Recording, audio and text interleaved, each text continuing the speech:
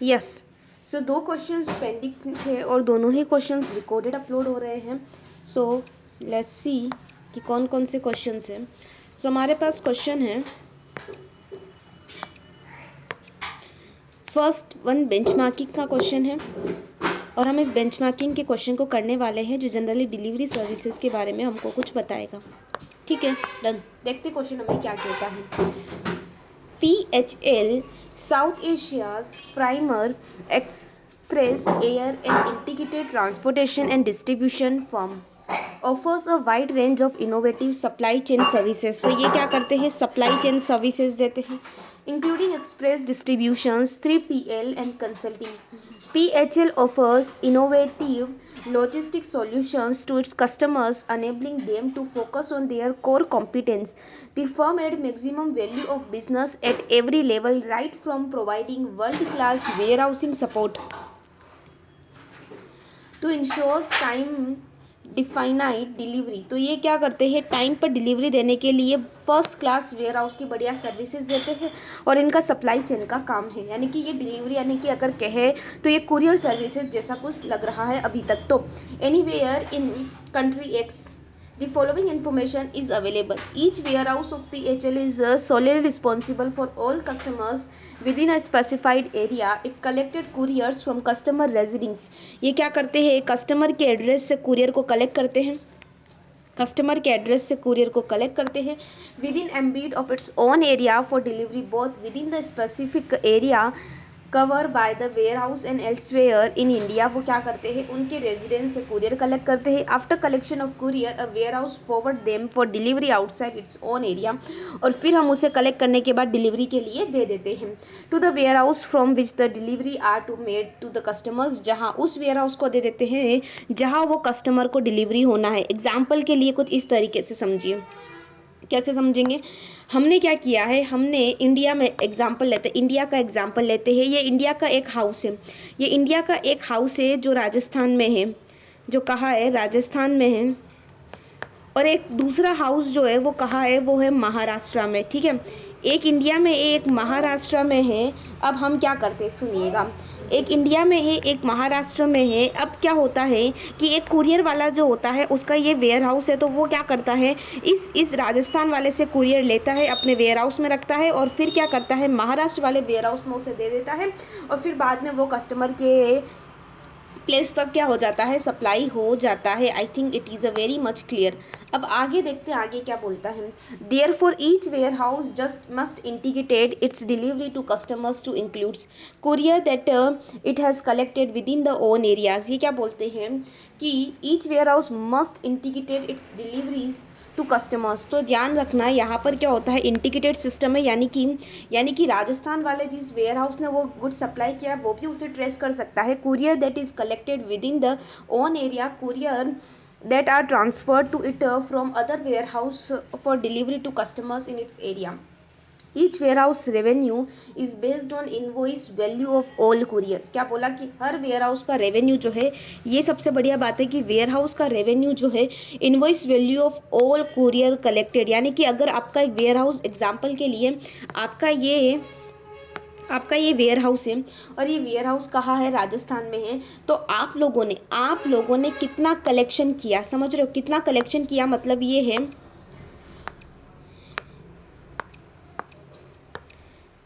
आप लोगों ने कितना कलेक्शन किया मतलब आप लोगों ने कितना कुरियर कलेक्ट किया, आप लोगों ने कितना कुरियर कलेक्ट किया है, उसके बेस पर आपने कितने को ट्रांसफ़र किया, उसने कितने को डिलीवर किया, उससे हमें कोई मतलब नहीं है।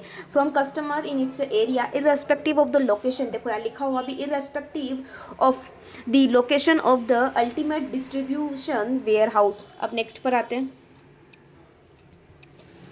Each warehouse cost consists its own operating cost plus some allocation proportion including centralized administration services। तो इनका क्या होता है, सारी की सारी जो कॉस्ट लगती है वो वेयर हाउस को मिलती है, जो सेंट्रलाइज लगती है वो हम इन्हें क्या कर देते हैं, अलोकेट कर देते हैं सम प्रपोर्शन। अब सम प्रपोर्शन इन्होंने बता नहीं रखा है। दी दी मैनेजमेंट कॉस्ट के प्रपोर्शन में ही बांटते होंगे। दी मैनेजमेंट, अपन ऐसा सोचते, the management team and all employee of each warehouse are paid incentive which remains payable quarterly. तो मैनेजमेंट टीम जो होती है, हम उसे जो भी इंसेंटिव देते हैं वो क्वार्टरली पेबल होता है।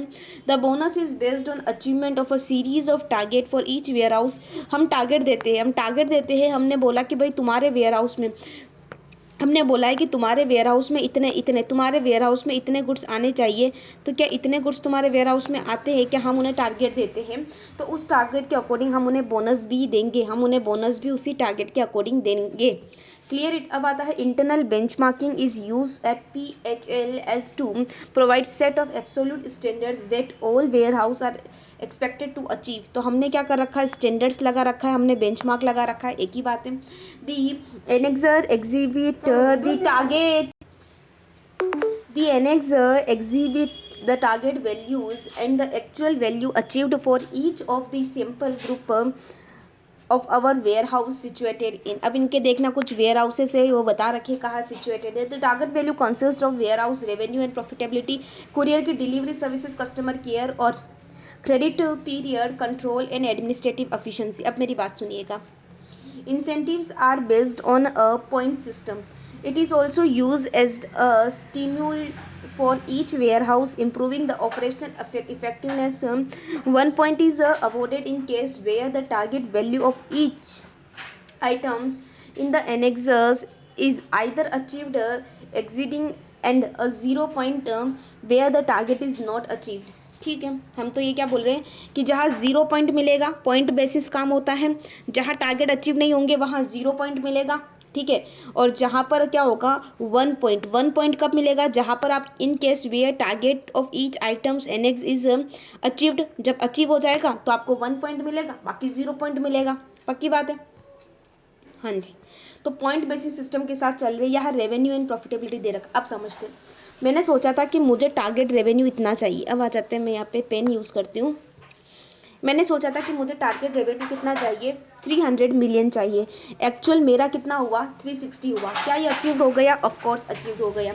वेयर हाउस, अगर ईच वेयर हाउस की बात करें, यहाँ चॉइस होना चाहिए था, नहीं ये अचीव नहीं हुआ क्योंकि एक्चुअल 22.50 हुआ। 21 मैंने सोचा था, 27 हो गया, तो ये तो अचीव हो गया। 18 मैंने सोचा था और 21 हो गया, ये तो अचीव हो गया।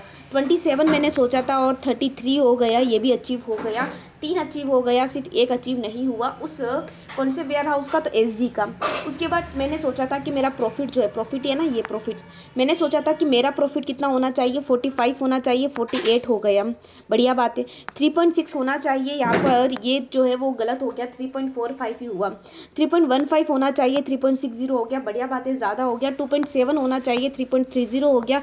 4.05 और 4.20 हो गया। ठीक है ना, ज़्यादा हो गया तो अच्छी बात है। अगर ये कॉस्ट होती तो कम होना अच्छी बात होती। ठीक है, in order to calculate point of each warehouse, actual profit as a percent of actual revenue must exceed the target profit as a percentage of target revenue. अब देखो पॉइंट्स देते हैं, अपन एक काम करते हैं, इसको 1, इसको 1, इसको 0, इसको 1, इसको 1, इसको 1, इसको 0, बाकी इसको 1, 1, 1, 1। तो अगर मैं प्रॉफिट के बारे में बात करूँ तो 1, 2, 3, 4 पॉइंट्स इधर मिले और इधर 4 पॉइंट्स इधर मिले, टोटल करें तो 8 पॉइंट्स मिले। Courier delivery services and customer care. अब देखते हैं, हमने मेजर्स ले रखे हैं परसेंटेज ऑफ टोटल का और परसेंटेज ऑफ रेवेन्यू का। ठीक है, लेट कलेक्शन ऑफ कुरियर, हमने सोचा लेट कलेक्शन ऑफ कुरियर जो है वो कितना हो सकता है, 3 हो सकता है। लेकिन SG ने लेट जो है लेट कलेक्शन ऑफ कुरियर जो है इसका अच्छी बात है, ये तो बढ़िया कंडीशन में है। ये जो है हमने 3 सोचा लेकिन आपने 3.15 लेट कर दिया, ये गलत बात है। ये भी सही बात है कि 2.7 है, कम है, क्योंकि मैंने बोला था जबकि कॉस्ट की बात है कि कम अच्छी बात होगी, और ये ज़्यादा है तो ये अच्छी बात है। सॉरी, ये ज़्यादा है तो ये गंदी बात है, क्योंकि आपको लेट करना था सिर्फ 3%, आपने 3.60% लेट किया, ये गलत बात है। मिसडायरेक्ट कुरियर, हमें लगता था कि 6% ऐसा हो सकता है कि हम मिसडायरेक्ट हो जाए, उसमें से यहाँ पर आप 6.30 हो गए, ये गलत बात है। यहाँ पर आप कम हुए, ये अच्छी बात है। यहाँ पर आप कम हुए, अच्छी बात है। यहाँ पर आप ज़्यादा हो गए, ये गलत बात है। फिर डिले रिस्पॉन्स टू कंप्लेंट्स, आपने सोचा था कि डिले रिस्पॉन्स टू कंप्लेंट्स 1.50 होगा, तो यहाँ पर डिले रिस्पॉन्स टू कंप्लेंट्स का डिले रिस्पॉन्स टू कंप्लेंट्स में क्या होगा, मेरी बात समझना। चूँकि यहाँ पर 1.50 जो है वो एक्चुअल में है, अब हम जो है वो उससे कम पर चले गए, है ना। हम जो है वो 1.50 से कम पर चले गए, दैट इज़ अच्छी बात है। ये भी अच्छी बात है, ये भी अच्छी बात है, और एट दी एंड ये जो है वो गलत बात है। अब आ जाओ नेक्स्ट पर, delays due to vehicle breakdown. Delays due to vehicle breakdown का मतलब क्या है? चूँकि ये जो है हमने सोचा था 1.50 होना चाहिए, ब्रेकडाउन ज़्यादा हुआ, ये अच्छी बात नहीं है, ये भी अच्छी बात नहीं है, लेकिन यहाँ कम हुआ अच्छी बात है, यहाँ पर भी अच्छी बात नहीं है, क्योंकि 1.5 होना था, बाकी सब 1.5 से ज़्यादा है, सिर्फ 0.45 जो है वो कम है। अगर मैं आपको बोलूँ कि मेजर परसेंटेज ऑफ रेवेन्यू के बेस पर मांगा कि हमने लॉस आइटम जो है वो इतना हो जाएगा, चलेगा। इससे कम हुआ अच्छी बात है, इससे कम हुआ अच्छी बात है, इससे कम हुआ अच्छी बात है, इससे ज़्यादा हुआ बुरी बात है। डैमेज आइटम्स हमने सोचा था 3% चलेगा, लेकिन यहाँ पर तो कम हुआ अच्छी बात है, ये ज़्यादा हुआ गलत बात है, ये अच्छी बात है, ये जो है वो कम हुआ अच्छी बात है, और ये भी अच्छी बात है क्योंकि 3 से कम हुआ, पक्की बात है। Credit control and administration efficiency. Credit control and administration efficiency क्या बोलता है? अब देखो, एवरेज डेटर्स वीक हमें दे रखा है, डेटर्स मोर देन 60 डेज़। अब यहाँ पर हमें कुछ कैलकुलेशन करनी पड़ेगी कि एवरेज डेटर वीक, यानी कि हर एक सप्ताह में हमारे पास इतने डेटर्स होते हैं, ठीक है। तो डेटर्स का मतलब क्या होते हैं? हमारे खरीदार। हमने सोचा इतने होने चाहिए, ज़्यादा है तो अच्छी बात है, ये अच्छी बात नहीं है, ये अच्छी बात नहीं है, और ये भी अच्छी बात है। अब हमने सोचा था डेटर मोर देन 60 डेज़, तो मोर देन 60 डेज़ जो रहते हैं, जो एक वीक एवरेज डेटर वीक हम उधार रखते हैं, वो हमने बताया कि हम जनरली, अच्छा, हम जो है वो 5.50% ऐसा करते हैं। ये थोड़ा चेंज करना, ये तो फिर ऐसा गलत हो जाएगा, ठीक है। एक बार एक काम करते हैं, पहले कैलकुलेट कर लेते ताकि और ज़्यादा समझ में आ जाए। डेटर मोर देन 60 डेज दे रखा है, इनवॉइस इंक्वायरीज दे रखा है। अब देखो, इनवॉइस में अगर क्वेरीज आएगी तो हम चाहते हैं कि कितनी आए, 5% आए, चलेगा। इन सब में अच्छी है, कम क्वेरीज आई है। क्रेडिट नोट एज तो रिटर्न कितना हुआ, तो हमने सोचा था कि इतना रिटर्न होगा, चलेगा, लेकिन अभी यहाँ पता नहीं है कितना इनका क्या है। उसके बाद इन्होंने दे रखा है कि लेस देन 30 डेज़ हमारे इतने डेटर्स होते हैं, 31 से 60 इतने होते हैं, और value of credit note raise हमारे इतने होते हैं ड्यूरिंग द पीरियड, ठीक है। अब हमको क्या करना है, हमको इन्होंने क्या रिक्वायरमेंट पूछी है, analyse the comparative performance of the 4 warehouse. पहले ये बताओ, analysis the comparative performance of 4 warehouse की कौन किस में कितना अच्छा है। Assess PHL for from perspective of financial performance, service quality, resource utilization, flexibility, innovations and competitiveness। तो ये जो है वो हमको इस बारे में पूछेगा, और लास्ट में पूछ रहा है performance measurement system of PHL, ठीक है। सो सबसे पहले वाले का आंसर देते हैं अपन,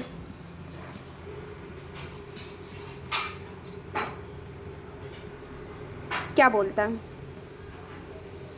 हम डायरेक्टर ऑफ PHL को रिपोर्ट देकर बता रहे हैं कि NY has achieved the best performance with 12 points. अब कैसे उसको 12 पॉइंट्स मिले, पहले अपन ये कैलकुलेट करते कि उसको 12 पॉइंट्स कैसे मिले।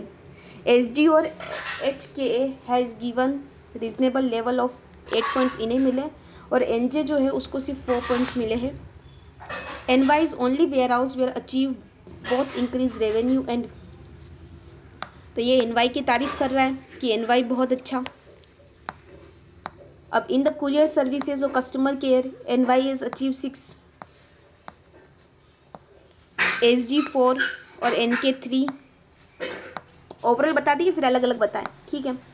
और NJ indicates that need of investment. NJ कहाँ है, हाँ, NJ ओनली 1।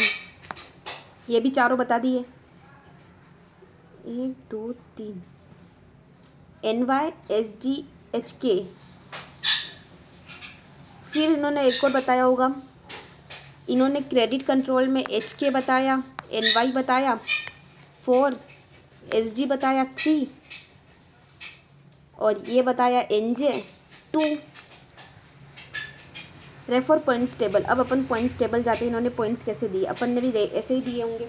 जी हाँ, रेवेन्यू में इन्होंने बोला है कि आप रेवेन्यू दे दो इनको, तो अपन ने भी ऐसे ही कुछ दिया था, एक में क्रॉस किया था और बाकी में 111 डाल दिया था। फिर प्रॉफिट की बात करें तो हमने भी कुछ ऐसा ही दिया था। टोटल पॉइंट्स की बात करें, अगर हम रेवेन्यू पर ही आकर अटक जाए तो ये टोटल पॉइंट्स इन्हें हमने दिए। फिर क्योंकि हमने रैंकिंग करी, जिसको ज़्यादा पॉइंट उसकी फर्स्ट रैंक। फिर हमने कुरियर सर्विसेज में रैंकिंग करी थी, तो अकॉर्डिंग टू रैंक यहाँ पर इनको पॉइंट्स मिलते इतने।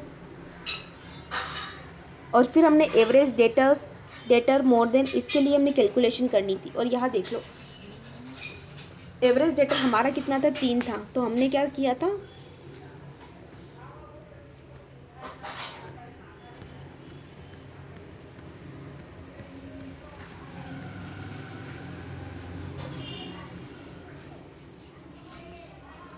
ये रहा 5.5 था। तो क्योंकि देखो मेरी बात सुनो, एवरेज डेटर वीक इतने टाइम में, अगर एवरेज डेटर वीक का मतलब है डेटर इतने टाइम में पैसा दे देता है, तो 5.50 में पैसा दे देना चाहिए था। इसने 5.80 में दिया, टारगेट अचीव नहीं हुआ, इसने अचीव कर लिया, इसने अचीव कर लिया, इसने अचीव नहीं किया, यही चीज़ थी। ठीक है। और इनवॉइस क्वेरीज में तो हमें पता ही है कि इनवॉइस क्वेरीज क्या बोलती है, ये अच्छी बात है। कम आई क्वेरी, ये भी अच्छी बात है, ये भी अच्छी बात है। ठीक है, क्वेरीज कम है तो अच्छी बात है।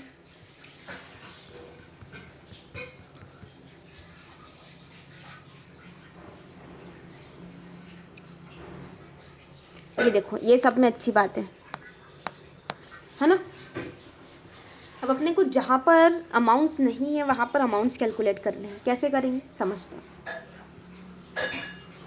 सबसे पहले अपन डेटर्स निकालते हैं जो मोर देन 60 डेज़ है। हमें रेवेन्यू दे रखा है, हाँ। हमें डेटर्स वीक दे रखे हैं, हाँ। तो क्या हम डेटर्स निकाल सकते हैं क्या, हाँ। तो अगर मेरा रेवेन्यू 22500 है, डिवाइड बाय 5.80 होगा,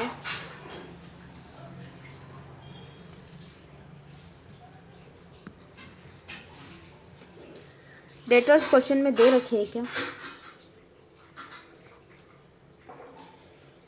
एक्चुअल रिजल्ट दे रखा है एसडी का,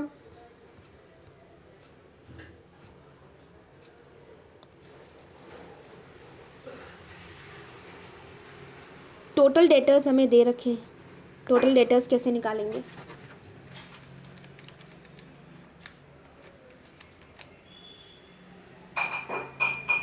हाँ जी।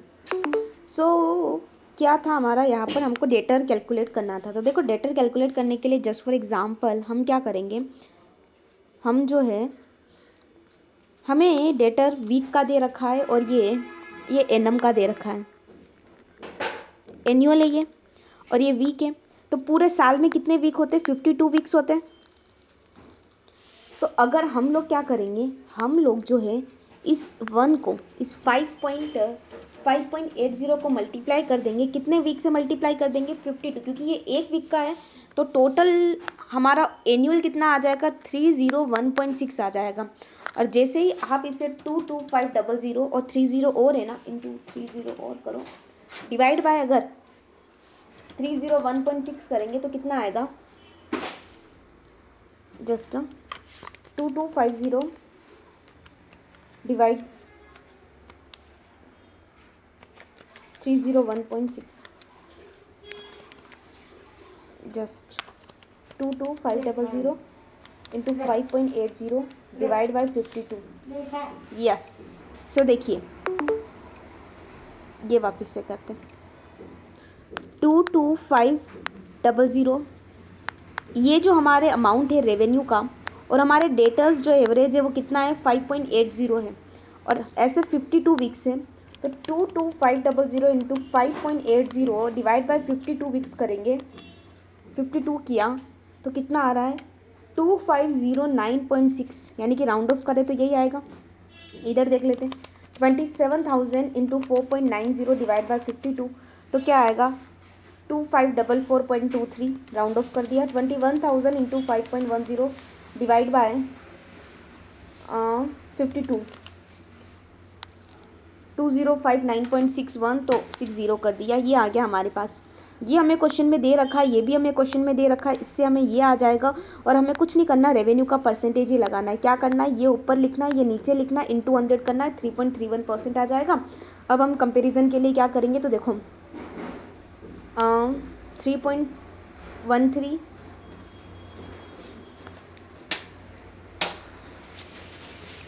हाँ जी। सो अभी आते हैं अपन अपने क्वेश्चन पर।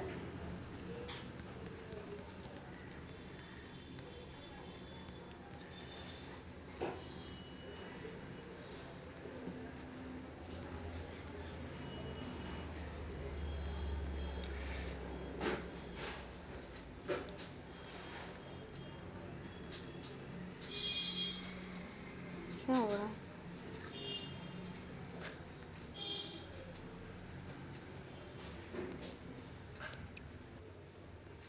जी हाँ, यस।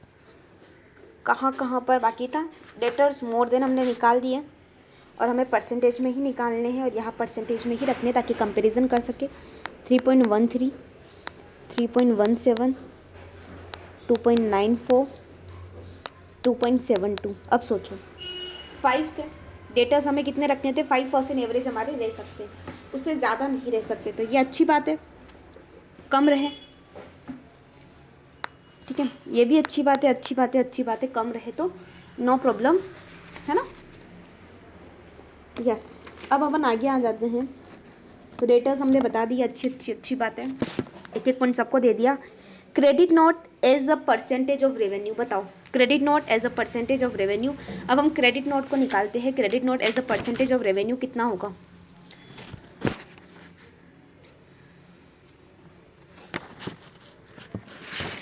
सो देखिए,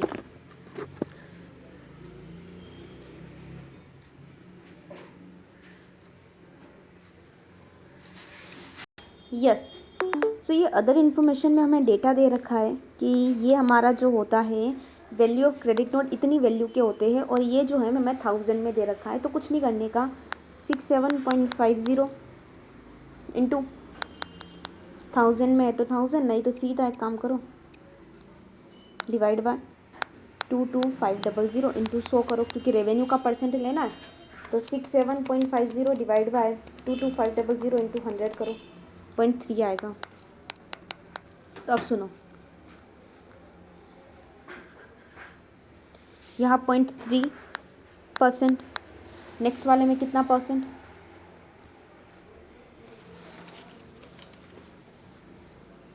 उसी तरीके से कैलकुलेट करना है जैसे नेक्स्ट वाला देखते हैं। 54, रेवेन्यू कितना है इसका, इसका रेवेन्यू होगा 54 और रेवेन्यू है, रेवेन्यू को रेवेन्यू वाले टेबल से चेक करते हैं। 27,000 डिवाइड बाय 27,000 इंटू 100, 0.2। तो यहाँ पर 0.2। नेक्स्ट इज आपका उसमें रेवेन्यू 21 है और यहाँ 42 डिवाइड बाय 21,000 इंटू 100, यहाँ पर भी 0.2 और 198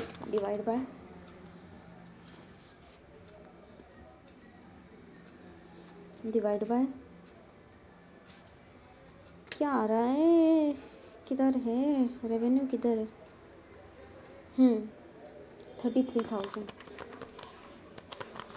0.6 आ रहा है। तो यहाँ 0.2 और यहाँ 0.6। अब मेरी बात सुनो, चूँकि क्रेडिट कम है, क्रेडिट नोट कम है, अच्छी बात है, अच्छी बात है, अच्छी बात है, ये बुरी बात है, ज़्यादा है ना। यस, सो अपन इसी के अकॉर्डिंग पॉइंटिंग करेंगे पूरी टेबल की। यस, सो ये हमारी टेबल का पॉइंटिंग हो गया। इसमें हमने इनको वापस से फर्स्ट सेकंड थर्ड में भी डिवाइड कर दिया और टोटालिटी में भी लिख दिया और उसी के अकॉर्डिंग अपन ने फर्स्ट वाले क्वेश्चन को इवेल्युएट किया, एलोबरेट किया, कौन सा अच्छा और कौन सा, जिसको ज़्यादा पॉइंट मिलेंगे ऑब्वियसली वो बेटर होगा। फिर हमको जो नेक्स्ट क्वेश्चन है उसमें क्या पूछा था, एक बार उस नेक्स्ट क्वेश्चन को फिर से पढ़ते हैं। उसमें लिखा था कि असेस करो PHL from perspectives of financial performance, service quality, resource utilisations और फ्लेक्सिबिलिटी। ठीक है, तो इसके अकॉर्डिंग हमें उसको बांटना है, यानी कि ये कहीं ना कहीं डायमेंशंस के बारे में बात कर रहा है, बिल्डिंग ब्लॉक मॉडल के बारे में बात कर रहा है। रिजल्ट्स के अकॉर्डिंग डिटर्मिनेंट्स हमें ये बता रहा है कि डिटर्मिनेंट्स में जो क्वालिटी है, जो रिसोर्स का यूटिलाइजेशन है, जो फ्लेक्सिबिलिटी है, जो टारगेट वर्सेस एक्चुअल हमने देखा है, उसके अकॉर्डिंग आप हमें क्या करो, डिस्ट्रीब्यूशन करके बताओ। और द लास्ट थर्ड पॉइंट कह रहा है evaluate the performance measurement system of PHL. तो आपको परफॉर्मेंस मेजरमेंट सिस्टम जो पीएचएल में simple to use however it may look the measuring, तो कुछ चीज़ें जो है वो आपको यहाँ पर लिखनी है। आप एक बार रीड करेंगे आपको समझ में आ जाएगा। पॉइंट्स वाले पॉइंट तो मैंने आपको ईजिली बता दिए हैं। नाउ अभी हम आ जाते हैं क्वेश्चन नंबर 11 पे। तो ये क्वेश्चन जो है वो किस बारे में है, ये कहता है कि आपको परफॉर्मेंस मेजरमेंट करना है नॉट फॉर प्रॉफिट सेक्टर्स, एनपीओज के लिए। ठीक है, हम करते हैं। इन्होंने हमें क्या कर रखा है, इस क्वेश्चन के अकॉर्डिंग देखा जाए तो इन्होंने बोल रखा है कि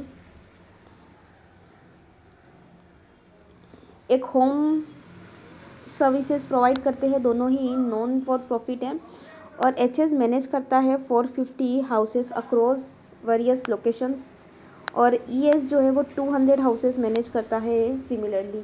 अब इन्होंने बोल रखा है कि इनकम और एक्सपेंडिचर एचएस के इतने हैं, क्योंकि वो ज़्यादा ही होंगे, लेकिन इससे ज़्यादा ईएस के हैं। ठीक है, ऑपरेटिंग इन्फॉर्मेशन हमें दे रखी है उनके ऑपरेशंस की, कि ये नंबर ऑफ़ हाउसेस इनके पास कितने, इनका रेंट कितना आता है, स्टाफ क्या है इनका। ठीक है, कोई बात नहीं, ये तो सारी चीज़ें ओके ओके है। अब देखो यहाँ पर क्वेश्चन में क्या पूछा, critically evaluate how the management of homeless services could measure the value for money and it's service provisions during the year ended 31 मार्च। तो वैल्यू फॉर सर्विसेज के बारे में बात हो रही है। Identify two performance measure in relation to flexibility and service quality, dimensions के बारे में ये बात कर रहे हैं। और analysis 3 performance measures that cost efficiency, ये इन्होंने बताया है कि आपको कॉस्ट एफिशिएंसी के अकॉर्डिंग भी इस चीज़ को क्या करना है, सॉल्व करके हमें बताना है। अब देखिए, हम सबसे पहले क्या करेंगे, फर्स्ट वाले क्वेश्चंस को सॉल्व करेंगे कि हमसे पूछ क्या रहा है और हमको उसका आंसर किस तरीके से प्रेजेंट करना पड़ेगा। ऑफ कोर्स, आ जाइए। सो इनका कहना है कि आप लोग इकोनॉमी के अकॉर्डिंग, एफिशिएंसी और इफेक्टिवनेस के अकॉर्डिंग इस क्वेश्चन में जो भी चीज़ें हैं उन्हें डिवाइड करिए, बेंचमार्किंग, और फिर हमको एक बिल्डिंग ब्लॉक मॉडल के बारे में बता रखा है। अब देखते क्या क्या है, कैसे कैसे इस क्वेश्चन को अपन सॉल्व कर सकते हैं। We will try it. देखो, अगर हम बात करें कुछ चीज़ों के बारे में पहले ऐसे नॉर्मली कि हम लोग किन किन चीज़ों को यूज़ कर सकते हैं, तो जब हम इकोनॉमी के बारे में बात करते हैं हम क्या कहते हैं, मिनिमाइज रिसोर्स कंजम्पशन। क्या बात करते हैं, जब हम इकोनॉमी के बारे में बात करते हैं, मैं एनपीओज़ के अकॉर्डिंग हमारे पास 3 ही चीज़ें होती है। 3 ही चीज़ें मतलब इकोनॉमी, एफिशिएंसी और इफेक्टिवनेस। इकोनॉमी के बारे में जब हम बात करते हैं, हम बात करते हैं किसके बारे में, रिसोर्सेज के,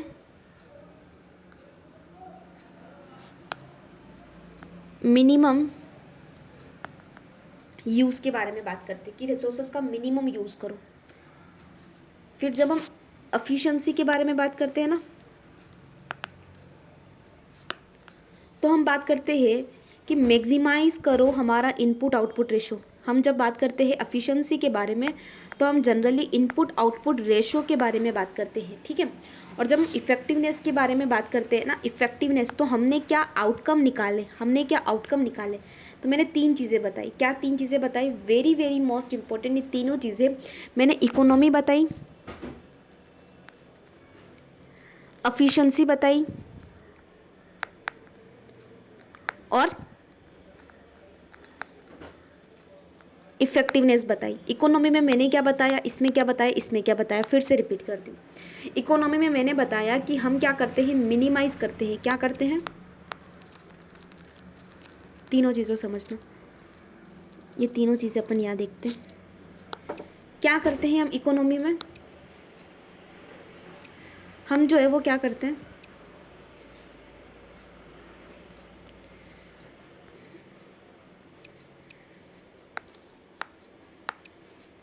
यहाँ बनाती हूँ एक अच्छा सा डायग्राम, सुनिएगा। जब मैं आपको इकोनॉमी के बारे में बात करूँगी,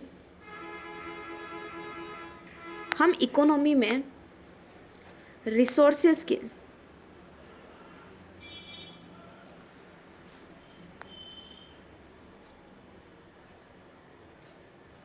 मिनिमाइजेशन के बारे में बात करेंगे। जब मैं एफिशिएंसी के बारे में बात करूँगी, हम इनपुट आउटपुट रेशो के बारे में बात करेंगे। और जब मैं इफ़ेक्टिवनेस के बारे में बात करूँगी तो मैं बात करूँगी आउटकम्स जो मैंने अचीव्ड किए, है ना। अब ये तीनों ही चीज़ों पर मुझे आंसर लिखना है। तो अगर हम लोग जो है इनकी इकोनॉमी पर जाए तो, क्योंकि एनपीओ है, एफिशिएंसी पर जाए तो इनपुट आउटपुट रेशो पर जाएंगे, और इफेक्टिवनेस पर जाएंगे तो जो आउटकम जो इन्होंने अचीव किए वो जाएंगे। तो अब हम इनसे कुछ चीज़ें लेंगे, इस डेटा के अकॉर्डिंग आंसर लिखेंगे। क्या बोलता है इनका ये डेटा, समझते हैं। सबसे पहले ये देखते हैं,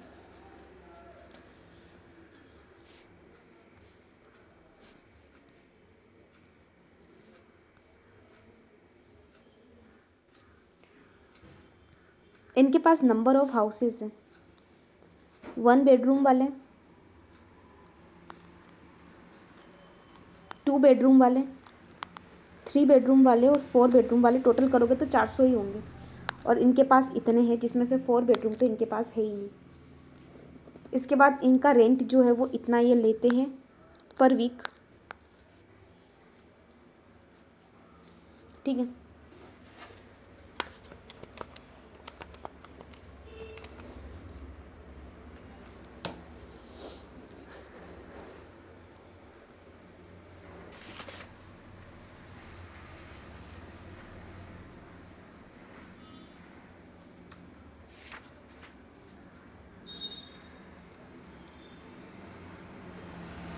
अब यहाँ पर क्या होगा ना, चलो एक बार आंसर में देखते हैं कि इन्होंने, चलो क्वेश्चंस में इन्होंने 3 क्वेश्चंस पूछे हैं। वैल्यू फॉर मनी यानी कि हमको एनपीओ वाले वो 3 पॉइंट्स पूछे हैं। डायमेंशंस पूछा, मतलब बिल्डिंग ब्लॉक मॉडल पूछा, और कॉस्ट एंड एफिशिएंसी के बारे में पूछा।